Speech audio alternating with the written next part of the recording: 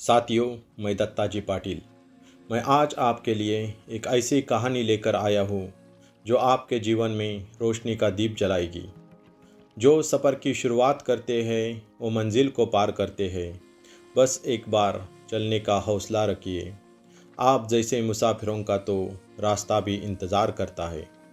मैं आज आपको विल्मा रुडॉल्फ के संघर्ष की कहानी बताऊंगा।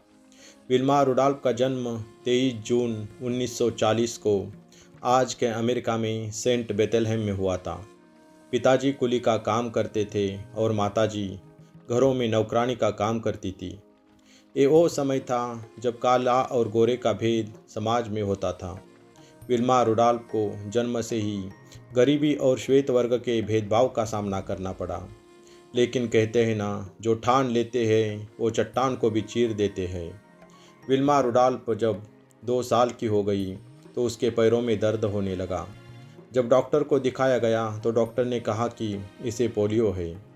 जैसे जैसे समय बीतता गया, विल्मा को चलने में तकलीफ होने लगी तो उसके माता पिता ने उसे उसके घर से 80 किलोमीटर दूर एक हॉस्पिटल में उपचार शुरू किया, क्योंकि जो उनके घर के पास हॉस्पिटल था उसमें सिर्फ श्वेत वर्ग के लोग ही जा सकते थे।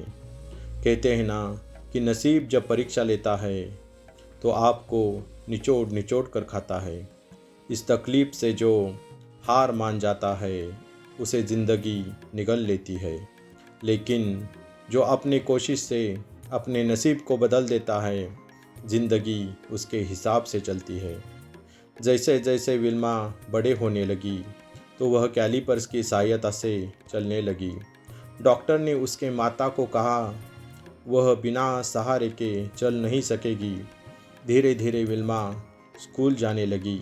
वह दूसरे बच्चों को देखती थी, लेकिन दूसरे बच्चों की जैसी वह दौड़ नहीं सकती थी। स्कूल में जब बच्चों की खेल की प्रतियोगिता होती थी तो विल्मा को दूसरों से अलग किया जाता था, क्योंकि बिना सहारे के वो चल भी नहीं सकती थी। विल्मा को जब इसका एहसास होने लगा तो उसने डॉक्टर को पूछा, तो उसके डॉक्टर ने कहा कि बिना सहारे के तुम चल नहीं सकोगी। इसका विल्मा के दिल पर गहरी ठेस पहुंची। उसने माँ से कहा कि माँ, क्या मैं कभी दौड़ नहीं पाऊंगी? तो माँ ने उसे कहा, यदि तुम प्रयास करेगी, हर रोज़ कोशिश करेगी, तो एक दिन तुम ज़रूर कामयाब होगी। तू एक दिन इस बच्चों की तरह ज़रूर दौड़ सकोगी। माँ के ये शब्द उसके मरे हुए सपनों पर अमृत का काम कर गए। उसने उसी दिन से ठान लिया कि मैं कोशिश करूँगी, जी जान से अपने सपनों की तरफ बढ़ूँगी। उसने बिना कैलिपर्स के सहारे चलने की कोशिश शुरू की। वह जितने बार गिरी उतने बार दुगने आत्मविश्वास से वह फिर खड़ी हो गई। अब मानो दर्द से ही उसको सुकून मिलने लगा था। वह हर रोज़ प्रयास करती थी, पैरों को मालिश करती थी, पैरों का एक्सरसाइज करती थी। वह रुकी नहीं, वह झुकी नहीं, वह प्रयास करती रही। दिन बीतते गए। वह एक दिन बिना कैलिपर्स के सहारे चलने लगी। तब तक वो 11 साल की हो चुकी थी। कहते हैं ना कि कोशिश ऐसी करो कि सामने खड़ा पर्वत भी आपके पैरों पर झुकने के लिए मजबूर हो जाए। ये तो एक चमत्कार था। मानो विल्मा ने अपने नसीब को अपने इशारों पर चलना सिखाया था। ये बात जब उसके डॉक्टर को पता चली तो उनको भी इस पर पहले विश्वास नहीं हो पाया। वह स्वयं विल्मा को देखने के लिए आ गए। उन्होंने विल्मा से कहा कि मैंने तुम्हें कहा था कि बिना कैलिपर्स के तुम चल नहीं सकोगी, लेकिन अपने अटूट प्रयास से मेरे इस शब्दों पर तुमने मात कर दी। डॉक्टर ने विल्मा को पैरों के लिए नई एक्सरसाइज बताई। विल्मा हर वो प्रयास करती जो प्रयास उसे उसको सपनों की तरफ ले जाता। बच्ची की इस कोशिश को देखकर माँ ने उसे एक ट्रेनर लगाया और उसकी प्रैक्टिस शुरू की। वह अब स्कूल कंपटीशन में भाग लेने लगी।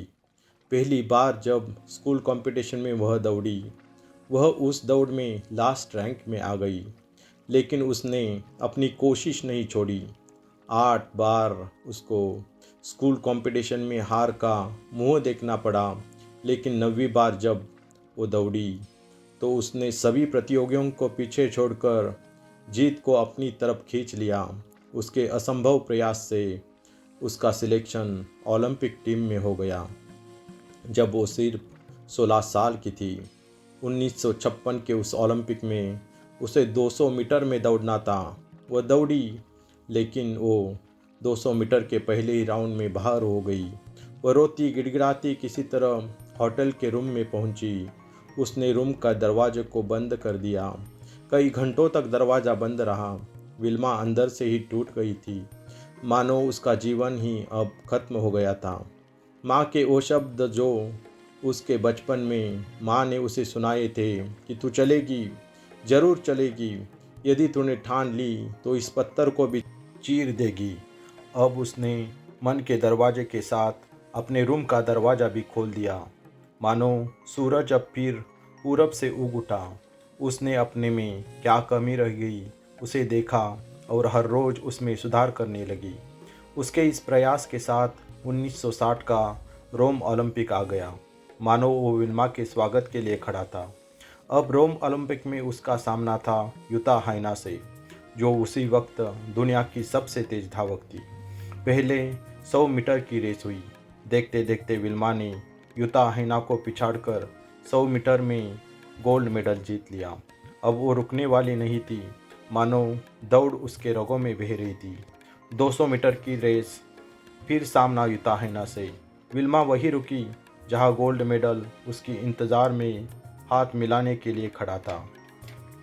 अब रेस थी 400 मीटर रिले रेस, और उसमें विल्मा को आखिरी स्पेस में दौड़ना था। जब विल्मा का दौड़ने का समय आता है तो युता हाइना, जो अपने देश के लिए दौड़ रही थी, वो सबसे आगे थी।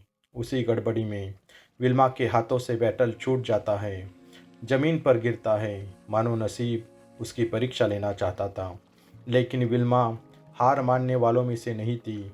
उसने झट से जमीन पर गिरे बैटल को उठा दिया और हवा को भी पीछे ढकेल कर वो फिर युता हाइना को हराकर गोल्ड मेडल जीत लेती है। उसी ओलंपिक में उसने 3 गोल्ड मेडल जीतकर कई विश्व विक्रम कर दिए। कहते हैं ना कि सपने उन्हीं के पूरे होते हैं जिनके सपनों में जान होती है। पंखों से कुछ नहीं होता, हौसलों से उड़ान होती है। अमेरिका में पहली बार उसके सम्मान में डिनर रखा जाता है, जिसमें श्वेत और अश्वेत दोनों ने हिस्सा लिया था। अपने कर्तृत्व से विल्मा ने वो कर दिखाया था जो केवल सपनों में ही सच हो सकता था। उसे हकीकत में विल्मा ने बदल दिया था। दोस्तों, हाथों की लकीरों पर कभी विश्वास नहीं करना, क्योंकि तकदीर तो उनकी भी होती है जिनके हाथ नहीं होते। एक ऐसी ही कहानी लेकर मैं फिर वापस आऊँगा। तब तक आप इसे लाइक, शेयर और सब्सक्राइब ज़रूर करें।